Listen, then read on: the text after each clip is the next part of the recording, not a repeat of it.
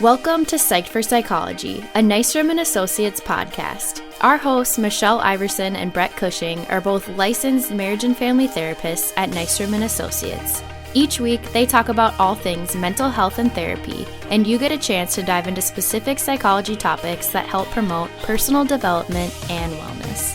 And now, here are your hosts, Michelle and Brett. Hello and welcome to another episode on our podcast, Psyched for Psychology. My name is Brett Cushing. I'm a licensed marriage and family therapist with Nystrom & Associates. And I'm Michelle Iverson, also licensed in marriage and family therapist with Nystrom Associates as well. This podcast is provided by Nystrom, which is a premier mental health center with over 30 locations across Minnesota, Wisconsin, and Iowa. Nystrom offers mental health services that include therapy, medication management, community-based services, substance use treatment, and more. You can learn more about us and our services by visiting our website at nystromcounseling.com. We also want you to know that our audio podcast is currently on all major podcast platforms, and episodes will be released weekly on Tuesday mornings. We also have an email, which is podcast@nystromcounseling.com. That's podcast@nystromcounseling.com. We want to hear all of your feedback and comments, and we'd love to hear ideas for upcoming episodes and topics that you would be psyched to hear us talk about. So before we start on our topic today of the problems with perfectionism, we wanted to introduce our special guest today for this topic. His name is Rick Rittmaster. He's a licensed professional clinical counselor as well as a DBT and outpatient therapist here at Nystrom & Associates. Rick has worked with us for the past 7 years and has a unique background and experience with also being a retired pastor and having served 20 years in the military. Rick, we are very glad to have you here with us about this topic of perfectionism.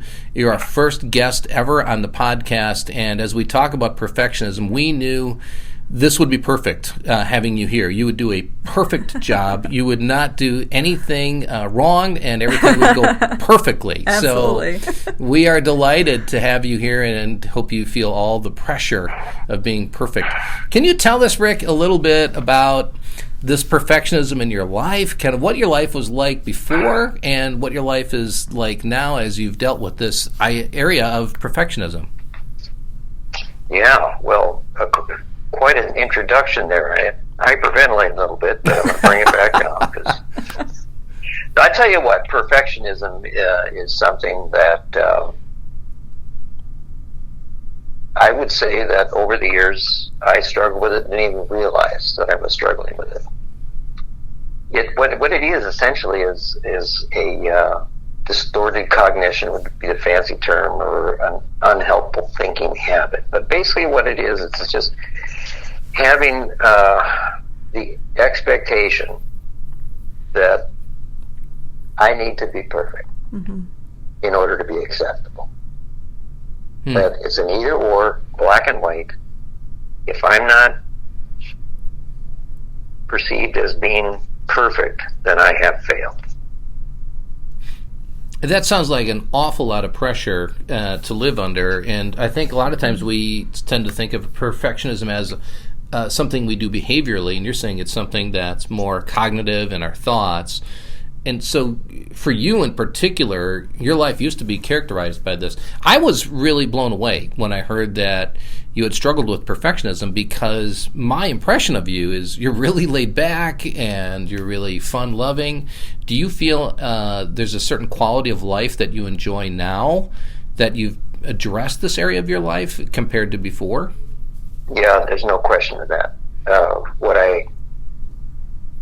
How I experience life now is really primarily through gratitude, and that whatever I am allowed to do or participate in, that it's an opportunity. And instead of feeling like I'm constantly being judged or being graded, I'm much more interested in just being me and doing the best that I can, and appreciating the fact that I have such an opportunity.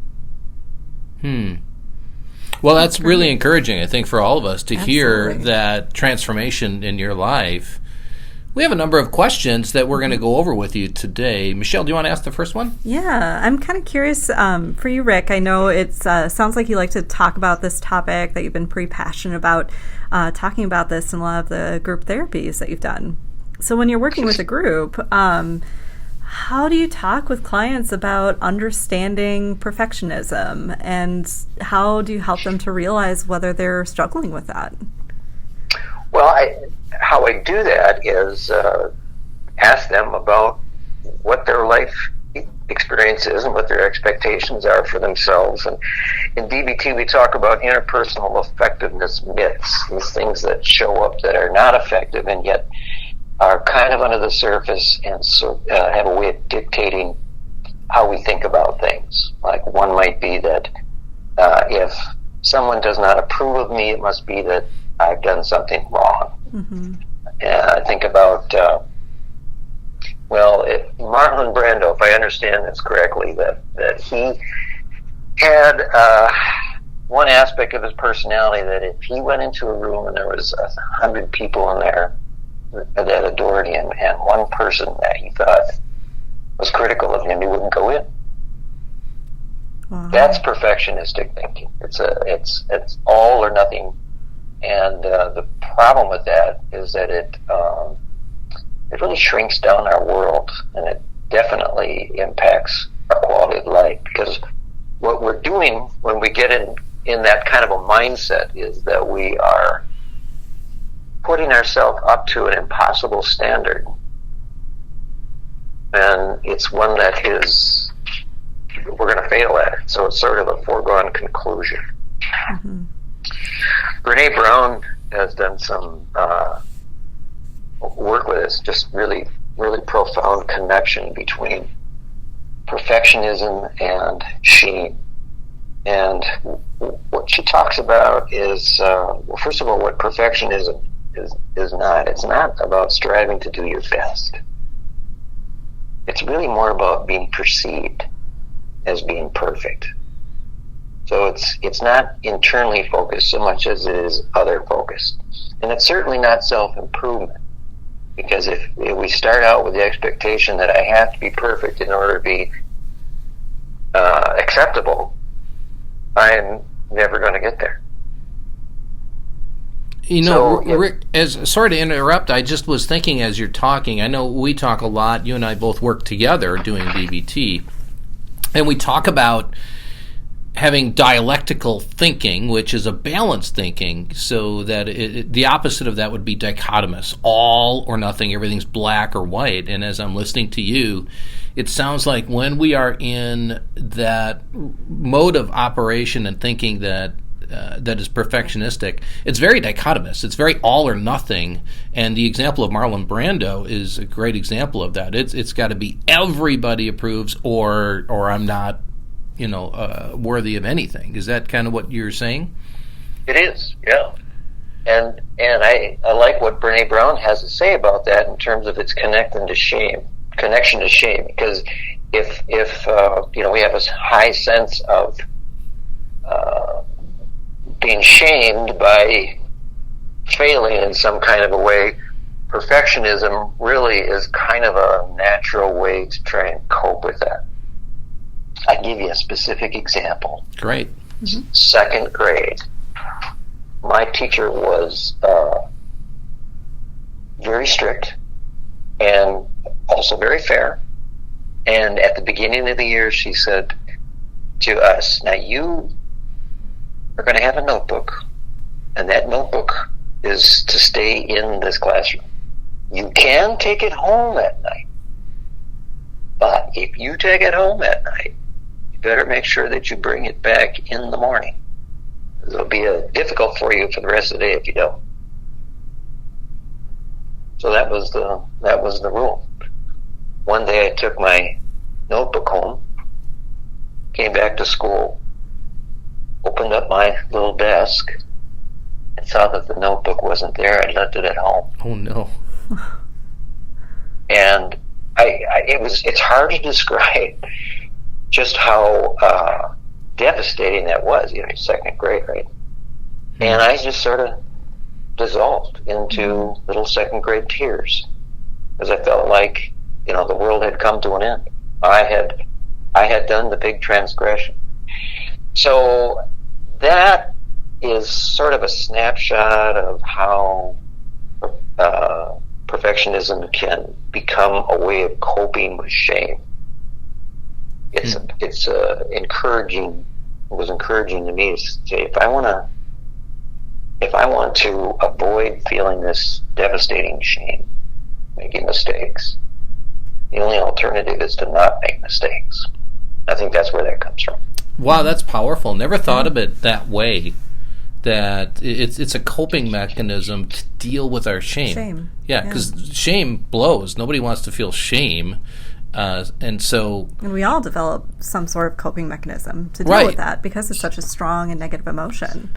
It really is. Yeah, and the lengths we will go to, as I'm listening to you, it's staggering to think of the lengths we go to avoid that. And I hear all that pressure. And in fact, even as you conveyed the teacher's words to the classroom, I even felt a little bit of anxiety. I was kind of going back to being a little kid because I knew I'd be forgetting my notebook. And that was a simple and yet very powerful and relatable example. Yeah. And even with that, with having experiences like that, we often kind of see a lot of our clients will then start to embrace this pattern as feeling as though this perfectionistic thinking and worldview is helping me, even if it's creating these impossible standards. And it's addictive, and I think that's where it really becomes insidious, because if I just try harder to be more perfect, the hope is that, someday I'm going to get to a place where I'm not going to have to experience shame or failure anymore. And so then we fail, and then we try harder, and fail and try harder. So you can see how that becomes really antithetical to a life of happiness, or a life of appreciation of being a human being. So I think thanks. You're touching on some of the questions we had going into this, like why would someone embrace such a pattern of self-expectation that's clearly so impossible to achieve? And I think you're touching on that, and it's quite powerful. And did you, when you were dealing with the perfectionism in your life, did you realize in one sense that this is impossible for me to achieve, and just sort of be ignorant of that and just be moving ahead, always living under that expectation, not realizing it's impossible? No, it would have been great if I had. And I remember talking with people saying, well, you can't be perfect. And cognitively, I could agree with that. I could assent to that. And yet it was at an emotional level that I experienced it. So what I experienced was that it was be hard to accept criticism, be hard to not be perceived as being stellar 100% of the time. And what I realized is that I got less and less happy. And, that's a recipe for depression too. So the perfectionism wasn't something that I suddenly was able to kind of bring myself out of. It wasn't until my unhappiness came to a point where the way I was coping with things just simply wasn't working anymore. And that's when I needed to make a change. And that's when I realized that it was a distorted view of the world that was getting in the way of me living a full life. So I had some help with that. And as a result, I began to understand that by focusing on, say, the 1% of failure or mistakes or whatever, versus the larger piece of either success or good things that I had experienced, was really impairing my ability to enjoy my life. Now I think about Annie Dillard, and I've read this years before I understood perfectionism, and its difficulties. But she said this. She said, "How we spend our days is, of course, how we spend our lives." Hmm. And I used to almost take a bit of offense to that because I didn't like how I was spending my days. And it wasn't until I was able to say maybe there's a different way of thinking about myself and my relationship to the world that I began to realize just how important it was to acknowledge that obvious truth. Rick, there are a lot of people, I'm sure, who can relate to what you're talking about. And I just want to pause to let people know, if you are dealing with this, Nystrom and Associates, we'd be happy to help you, maybe connect with Rick or another therapist here to work through this. Yeah. And feel free to look us up on the website, nystromcounseling.com, and we'd be happy to have somebody walk alongside of you. It's just like Rick had somebody walk alongside of him. Is it something you think you could have handled on your own and got out of this downward spiral on your own? How important was it to have somebody else, do you think? Well, I think it was just absolutely crucial to have somebody walk alongside of me. And it wasn't going to happen until I had reached a point where I didn't want to cope with my own personal challenges in that same way anymore. So it was a both and. It was kind of like life itself was calling me to review how I was looking at myself and my expectations, and then to have somebody that was gifted and compassionate and helping made a big difference. What have you found? Oh, go ahead, please. Yeah, I was going to say, what have you found has been alternatives to that belief that you need to be perfect in order to be acceptable to others? Well, I think being mindful of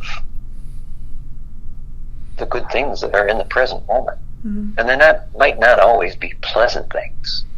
They are, however, part of being alive. And it's a privilege to be alive, really, when you think about it. And if we don't, if we're focusing on something that we see as unacceptable and are completely missing all the beauty and the joy and the meaningfulness that is truly a part of our life, then we're not really living a life that's worth living, I would say. So refocusing was a way to I would say get my life back. Yeah, because whether you have your notebook or not, life goes on. So here's something too that, and this is related to shame. If we were to succeed in perfectionism, I would say that there's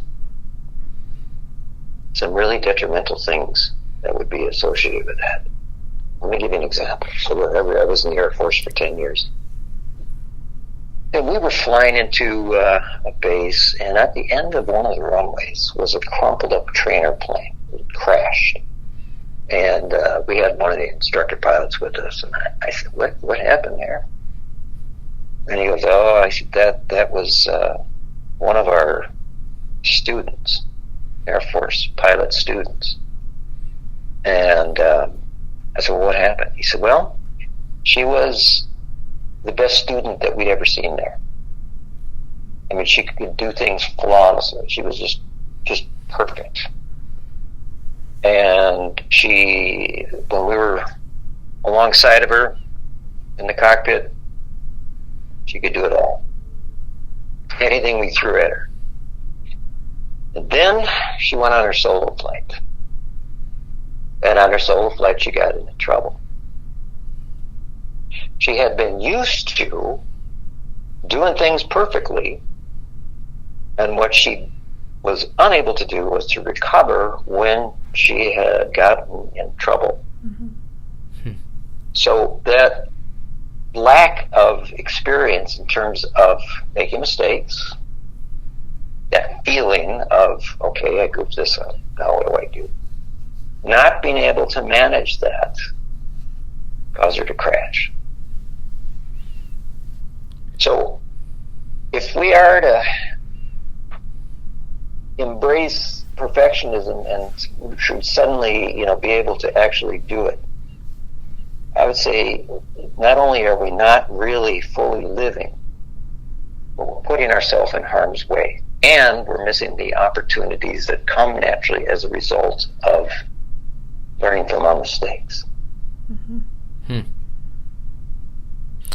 Rick, this is really helpful. I'm really challenged by this as well. For me, I never really thought of myself as a perfectionist, because I think of a perfectionist as somebody who is perfectionistic about doing things and accomplishing things, and so I knew I was just so far gone. There's no way I'm going to be perfectionist.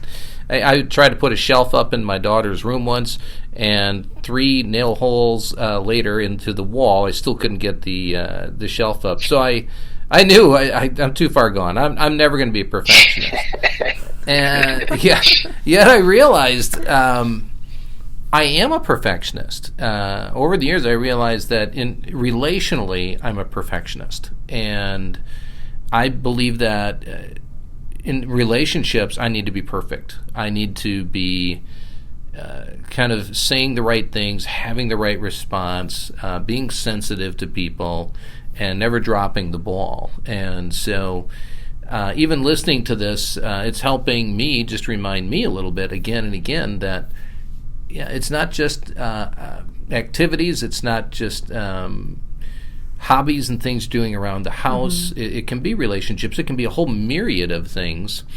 And I can find myself falling back into it sometimes. Do you find yourself, do you have urges for perfectionistic thinking still? Oh, all the time. Yeah. And so how I deal with that is I don't argue with it. I acknowledge that I'm experiencing some kind of shame. And instead of trying to fight it, push it down, do something that's going to help me avoid it, I've learned how to acknowledge it. Yeah, I'm feeling some shame right now. And then I don't move. I just allow it to be. And as if you sit with an emotion for a while and don't feed it, it's going to diminish. Shame has a place. It's not that we're trying to celebrate inefficiency or ineptness. That's not the point. The point is, how are we going to respond to situations where we have disappointed ourselves? How am I going to allow myself to not be devastated by whatever the situation is, and then use that as an opportunity to learn, which is exactly what it is. So, if you think about perfectionism as kind of leading us into a waterless desert, allowing ourselves to be human, to be part of us, as opposed to trying to be above it, is kind of like entering into a garden that is full of life, and that it's okay to be who I am. It's okay for you to be who you are. And in the process, we find some serenity and appreciation, which, those things go hand in hand, I think. Absolutely. To kind of close us out for this podcast today, Rick, what advice would you give to somebody who is really struggling and experiencing that perfectionistic thinking? Mm-hmm. Well, I think it's always good to be able to pay attention to what you're experiencing, mm-hmm. and to look at it for what it is, and then to make a choice that instead of trying to avoid shame, for instance, to try and understand it, to try and understand what's that signal, what's that warning light that I'm experiencing here. This is painful, this hurts. What is it telling me? And it might not be telling you what you think. It might just simply be an indicator of a distorted thinking pattern. And then, to get some help to kind of sift through that, and then to take Annie Dillard's quote to heart. I want to spend my days like I want to spend my life, and in order to do that, I might have to recalibrate just the way in which I look at myself and look at the world. Absolutely. Rick, thanks so much. Yeah. I really, I've appreciated this myself. I think, we've entitled this The Problems with Perfectionism, and I think that ominous picture at the end of that runway from that flawless student really adequately described and made visible for us what are the problems with perfectionism. And I really appreciate you just being open and honest about your journey as well. And thank you for your reminders of hope with this too. One of my favorite things to talk about with clients is that idea of a life worth living. Mm-hmm. And to know Absolutely. and to know that even if you struggle with this, there's help. Yeah, and I think, at the end of the day, we as therapists are always drawing upon our own experience, right, to help empathize with our clients, and so that there is a deeper meaning maybe to the struggles that we go through, and to be able to help our clients and equip them for lives that are worth living. It's quite a privilege. Absolutely. I think we get that privilege every day. Yeah.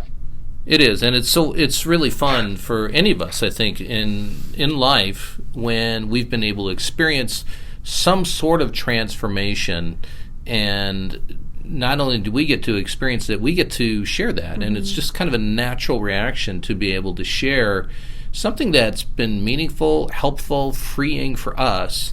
And I know that's been the case for you today, and I know that's the case for all of us as therapists, being able to take things we've learned and applied and be able to share that with other people. And we're still learning and growing as well. So Rick, thanks so much for offering us tangible hope and things we can do. Again, we want to encourage people, if you want some help in this area, you can look up nystromcounseling.com, and you can follow up with somebody. You'll get scheduled and have somebody walk alongside of you.